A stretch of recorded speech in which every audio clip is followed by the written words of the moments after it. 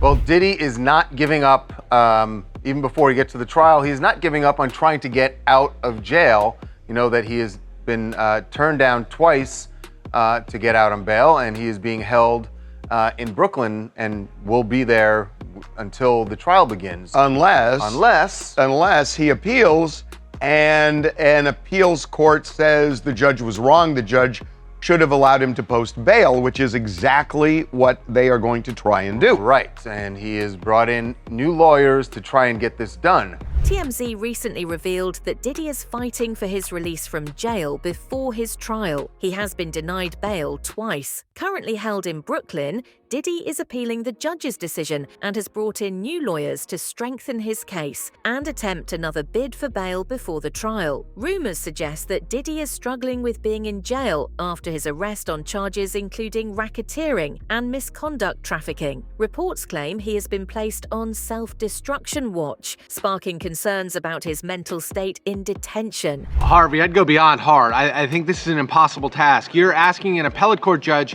to say that the trial court judge got it wrong, to your point, abuse of discretion, but it's based on the evidence before the trial judge. There's going to be a tremendous amount of deference given to the trial judge on his interpretation of the evidence. I can't see an appellate court overruling it just simply based on some sort of abuse of discretion. Just it's not here. No. Regarding Diddy's case, TMZ has reported that he is facing serious charges, including racketeering, trafficking, and transportation to engage in adultery. Diddy has been denied bail twice, and staying in prison is getting worse for Diddy. Diddy was staying at the Park Hyatt Hotel in Midtown Manhattan. He apparently knew this was coming.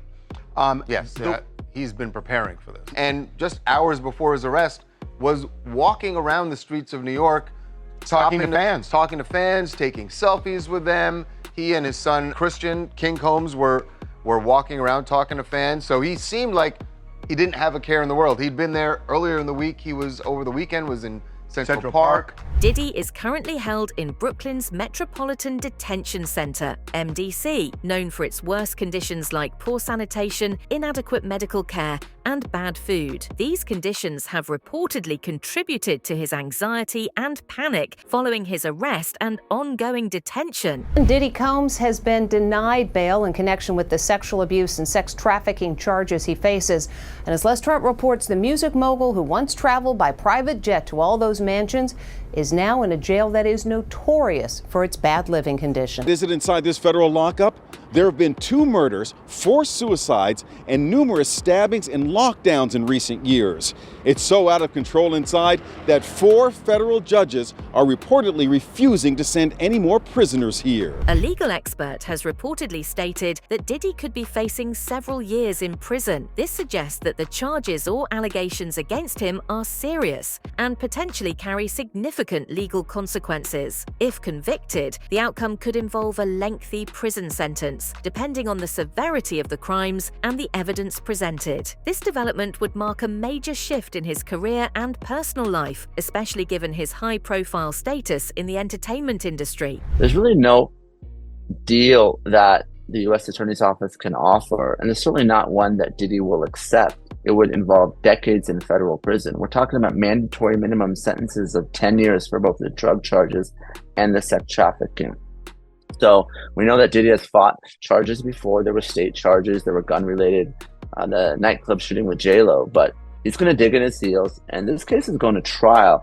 So if you're prosecutors, you really want to make sure that your evidence is bulletproof before you go down that route. Carter, the judge in Diddy's case, denied him bail, citing concerns over potential witness tampering and acts of violence. In response, Combs has filed an appeal to challenge the decision. The denial of bail suggests that the court views him as a significant risk, either to the investigation or to others involved, which complicates his legal battle further. This decision adds to the seriousness of the case, as denying bail is often reserved for situations where there's a strong concern for public safety or interference with justice. About their ability to handle the scope and complexity of the case. But still, why do you think it took them so long for them to go after Combs, considering they allege his crimes have been going on for more than a decade?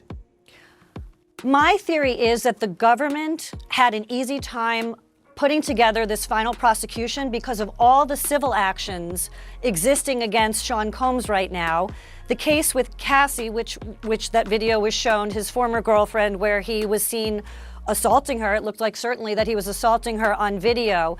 I think the government and investigators were able to accumulate all this easy evidence that was just handed to them. Diddy's legal case has sparked controversy after a new judge was assigned and evidence was sealed. Denied bail twice, Diddy reportedly wants a speedy trial, but the judge questioned if he preferred that or more time to review evidence. Diddy got a new judge and his evidence sealed, and a lot of people are freaking out about this. They're saying that it's super weird timing for all of this to be happening, but it's not exactly what you guys are thinking. And the way Diddy is doing this is actually stupid, because he actually wants a speedy trial because he got denied bail twice. So the judge was asking him, so what do you want? Do you want a speedy trial? Do you want to review the discovery that's going to be produced? Do you want to come back in 45 days? Or do you want me to set a trial date?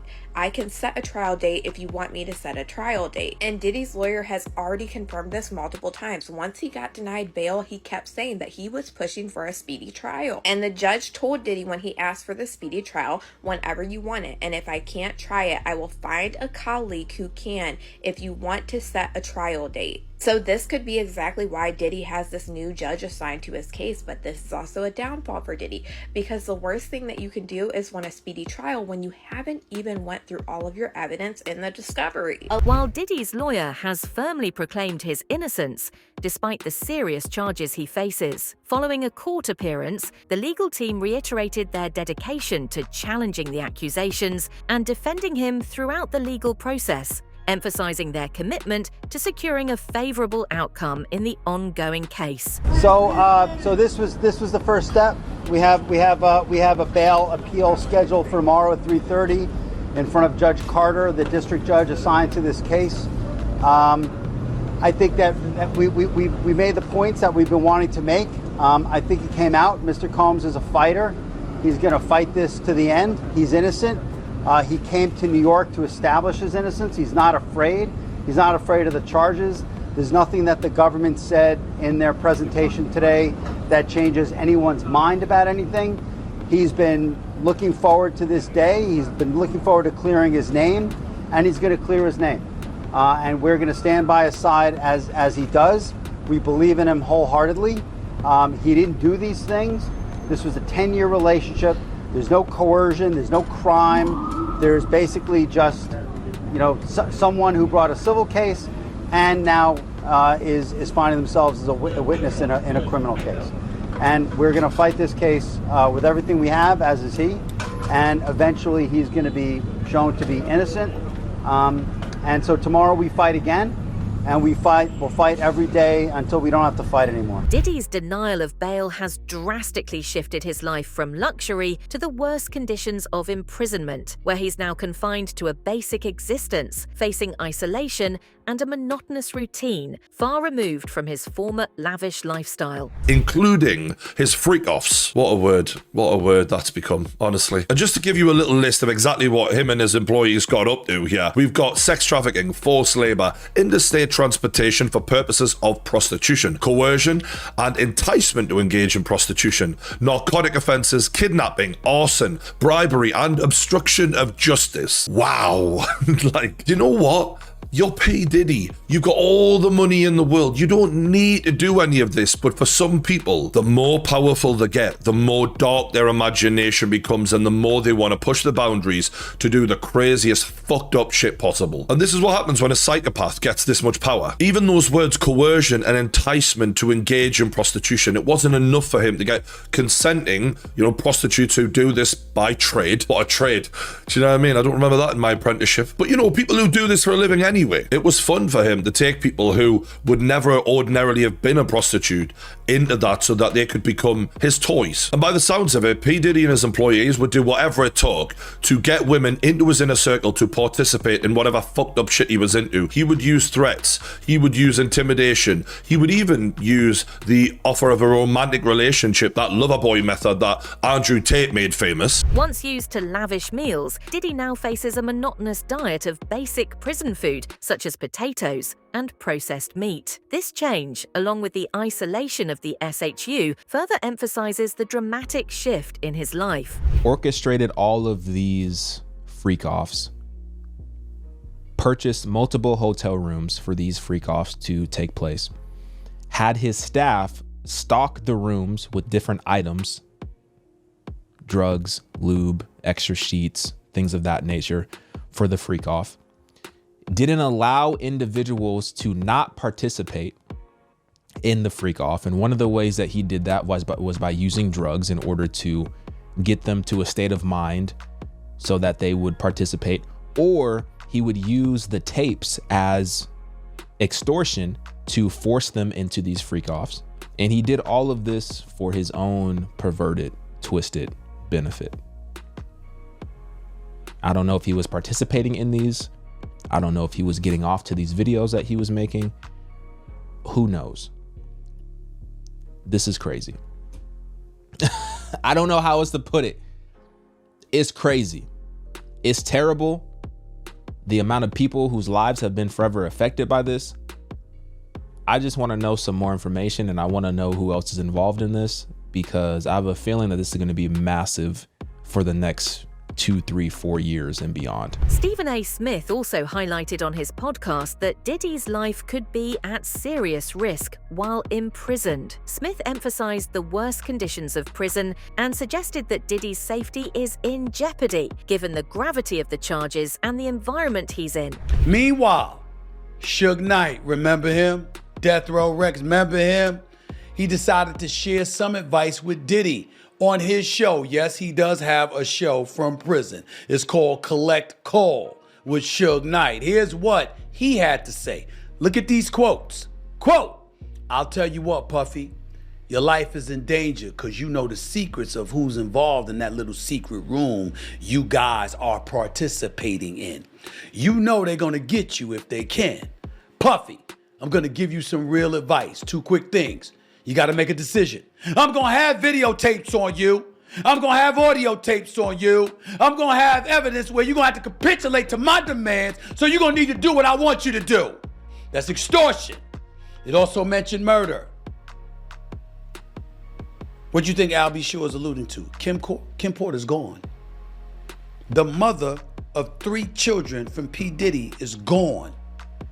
And Al B. Sure goes on his Instagram page with 3 separate Instagram posts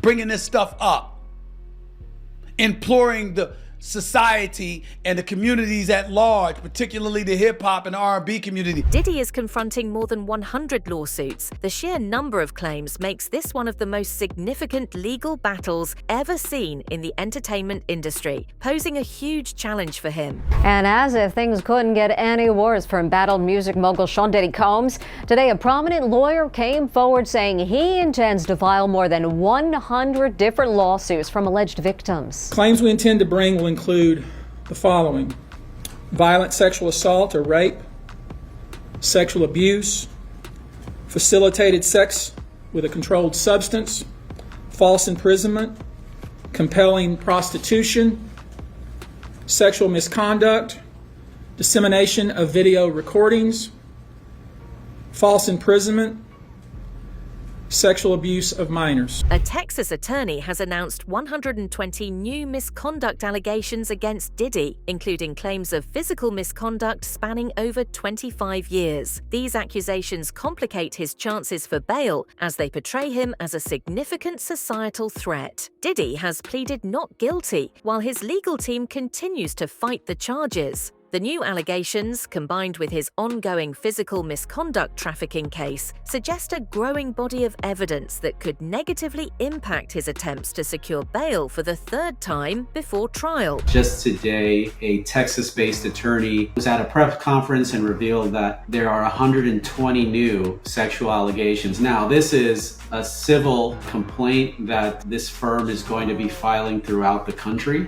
They found that Sean Combs would still be a harm to society. It's very difficult for a judge to set someone on bail when there's so much presumed evidence. And, you could think in the scenario where a judge would to release Sean Combs on bail and then something else happens. You have to be really careful. I hate to say it, but the fact that he was denied bail twice is just working against him even more, because people are like, oh my God, he must really be guilty. I don't know how they're gonna find a jury of his peers. Like, I feel like they'd have to move to, go to Alaska or something. Like, do you think his attorney's gonna ask for a change of venue? Now, before we even get into the current lawsuits about Diddy, the speaker said I would be remiss if I didn't quickly mention the lawsuit that started it all. We've talked about this extensively, but Cassie Ventura, known as Cassie, filed a lawsuit against Combs on November 16th, 2023. She claimed that Combs physically and psychologically mistreated her and even forced her into physical slavery. Among the many claims in her suit were that Combs physically misused her in a hotel hallway back in 2016. What evidence will be presented against Combs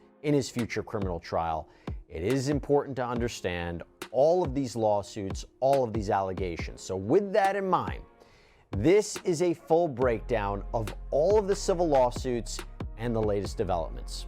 Okay, now, before we even get into the current lawsuits, I would be remiss if I didn't quickly mention the lawsuit that started it all. We've talked about this extensively, but Cassie Ventura, Cassie, filed a lawsuit against Combs back on November 16th, 2023. She claimed that Combs physically, sexually, and psychologically abused her and even forced her into sexual slavery. Among the many claims in her suit were that Combs raped her. In the recent lawsuit against Diddy, former adult film actress Adria English claims that between 2004 and 2009, he pressured her into using substances and engaging in physical activities with guests at his New York and Miami residences. So let me ask you this, before we even get into anything else, why bring this lawsuit now, and does it have anything to do with the potential federal investigation happening right now? So we brought our lawsuit because my client was injured by Mr. Combs, and she had been seeking counsel for some time now. She actually sought out counsel who we all know have cases, including Cassie's lawyers and some other lawyers, prior to seeking me out, just looking for representation for her claims.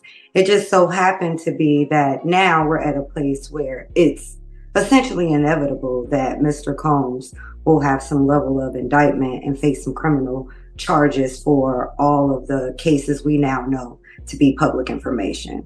An alleged explicit video featuring Diddy and a well-known male celebrity is reportedly circulating in Hollywood, leaving the celebrity horrified by the prospect of its release. The footage was allegedly recorded without the individual's consent, possibly at one of Diddy's notorious parties. The legal implications are serious, with attorney Ariel Mitchell-Kidd emphasizing that Diddy must take action as prayer won't work. The incident is linked to broader accusations against Diddy involving misconduct and exploitation. If you were an attorney for this A-lister, how would you handle this? Is there a way to make this go away other than the hush money thing? Is there anything that can be done legally? It's not a hush money situation. There's a thing of value that is for sale.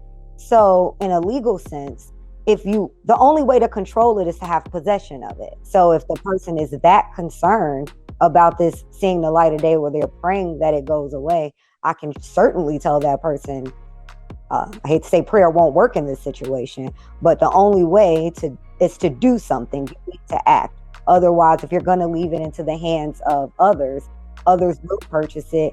And legally, it's a way for them to get around. They can blur out the other person. They could, blur out maybe the pornographic parts, but it could come out and it could be figured out who this person is very easily. Attorney Ariel Mitchell-Kidd, representing a recent accuser of Sean Diddy Combs, raised concerns about a possible cover-up regarding her client's case. Her suspicions emerged when police told her she needed a subpoena to access records, from a 2018 physical mistreat report filed by the accuser. Mitchell Kidd emphasized that this response seemed unusual, as such records are typically accessible without a subpoena. The situation has added to broader allegations against Diddy involving misconduct and hidden recordings at his parties, stirring controversy over potential obstruction of justice in the investigation. You said the police were working with you on this case. You wanted to get the report. We talked about this. You said things were going smoothly,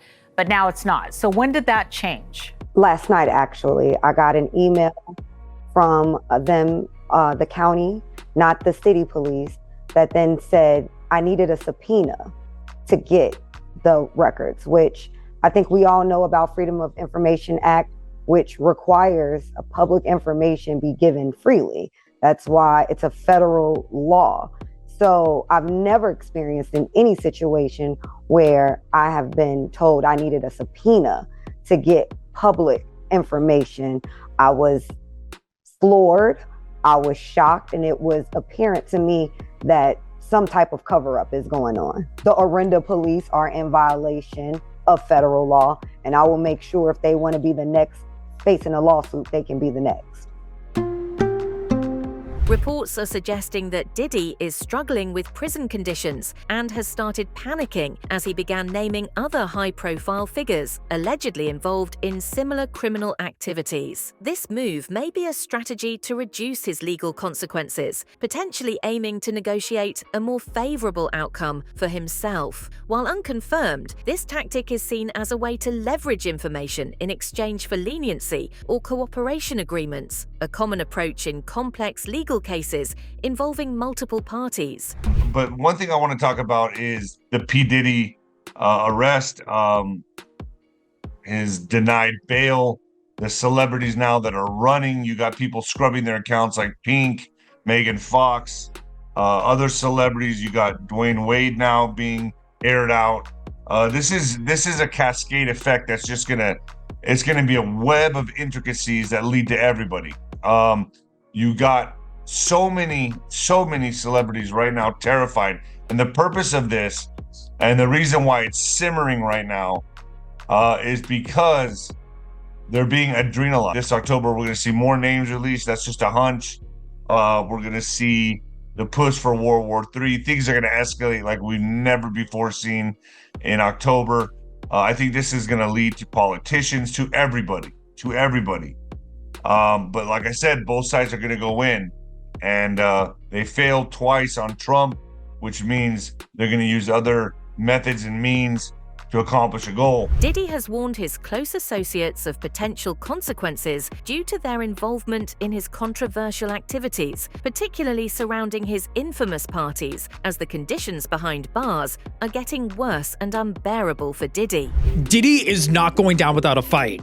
Diddy's close associate has been making waves recently. So Stevie J, a notable producer implicated in one of the lawsuits and was there during the raids, took to TMZ Live to defend his friend Diddy. But that's just the beginning of the story. Stevie didn't stop there. He took to Instagram to drop a bombshell by sharing footage from Diddy's star-studded 50th birthday bash, attended by the likes of the Kardashians, Jay-Z, Beyonce, Kanye, and Kevin Hart. So with the lawsuit alleging Diddy holds compromising footage of all attendees from his infamous parties, Stevie J just issued a stark warning to all his friends. Diddy's recent legal issues have indeed led to increased attention on his past behavior, with several individuals coming forward to share their experiences. The scrutiny of Diddy highlights the importance of addressing issues of misconduct. All the ways that he's used his power, all the ways that he's disrespected people and treated people, and you let him do that because of his power. And now you know that this woman has been living with this for years. And those bruises heal, right? But emotionally, mentally, the trauma that she's experienced, and then to come out after all these years and finally have the courage to say something about it, to do something about it, to in some way try to recoup some of your dignity, in some way try to recoup what he took from you. Now you got to hear everybody in the world doubt that you ever went through those things. That's it for today's video. Stay tuned until next time.